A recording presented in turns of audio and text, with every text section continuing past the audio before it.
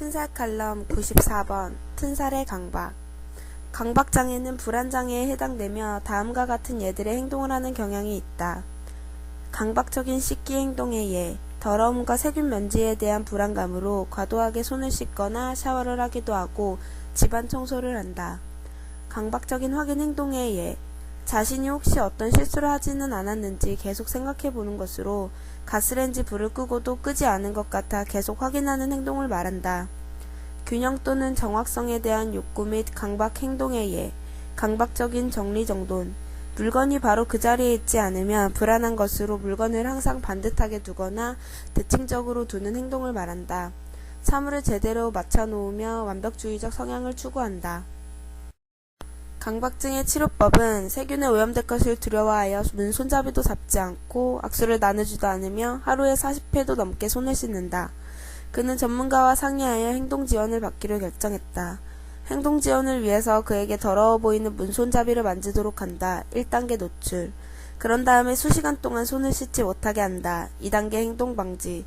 일반적으로 치료 과정 중에 불안이 증가하는 경험들을 하게 되고 이런 어려운 자극이나 불안들을 잘 견뎌내었다는 경험들이 쌓이면서 스스로가 증상들을 감소시켜 나갈 수 있게 된다. 필자 생각에는 강박장애도 도움이 될 수 있다고 생각한다. 예를 들어 영어 단어를 까먹으면 강박적으로 지속적으로 암기하고 시험 볼 때 문제가 틀렸는지 계속 확인하는 행위가 좋은 것이다. 또한 가스레인지 불을 껐는지 계속 확인하는 것도 사실 화재 예방을 위해서 필요하다. 예를 들어 수술을 하는 의료인이 세균에 대한 강박장애로 계속 손세척을 하는 것도 나쁘지는 않다. 강박장애는 생존을 위해서 인간이 만드는 방어기제 중 하나이며 적당히만 사용되면 살아남는 데 도움이 된다. 단 현대 세상의 뉴스나 부정적인 소식 등이 강박장애를 만들어내는 공생 역할을 해서 생활에 지장이 줄 정도로 되어서는 안 된다.